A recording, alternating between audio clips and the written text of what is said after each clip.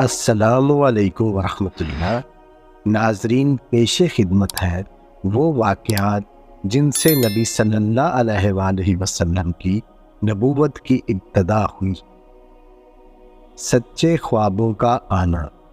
ابن اسحاق نے کہا ہے کہ زہری نے عروۃ بن زبیر کی روایت کا ذکر کیا ہے، جس کو انہوں نے عائشہ رضی اللہ عنہا سے روایت کی ہے کہ ام المومنین نے ان سے بیان کیا کہ پہلی چیز جس سے رسول اللہ صلی اللہ علیہ وآلہ وسلم کی رسالت کی ابتدا کی گئی وہ سچے خواب تھے۔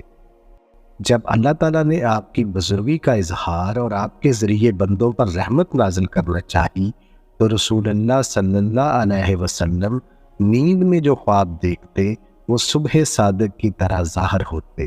ام المومنین نے کہا کہ اللہ تعالیٰ نے تنہائی آپ کے لیے محبوب بنا دی تھی اور کوئی چیز آپ کو تنہائی میں رہنے سے زیادہ پسندیدہ نہ رہی تھی۔ پتھروں اور درختوں کا نبی صلی اللہ علیہ وسلم کو سلام کرنا۔ ابن اسحاق نے کہا کہ مجھ سے عبد الملک بن عبداللہ بن ابی سفیان ابن العلا بن جاریہ ثقفی نے جو خواب یاد رکھنے والے تھے بعض اہل علم سے روایت کی، رسول اللہ صلی اللہ علیہ وسلم جب رفع حاجت کے لیے نکلتے تو دور چلے جاتے، یہاں تک کہ بستی سے آپ دور ہو جاتے اور مکہ کی گھاٹیوں اور وادیوں کے اندر پہنچ جاتے، اور جس پتھر اور درخت کے پاس سے آپ گزرتے وہ السلام علیکم یا رسول اللہ کہتا۔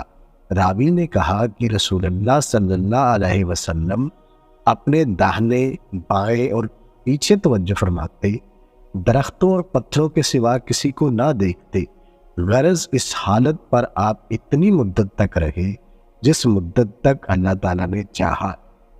پھر رمضان کے مہینے میں بامقام حرا جبریل آئے اور اللہ تعالیٰ کے پاس سے آپ کے اعزاز و اکرام کی وہ عظمت و شان والی چیز لائے جس کو سب جانتے ہیں۔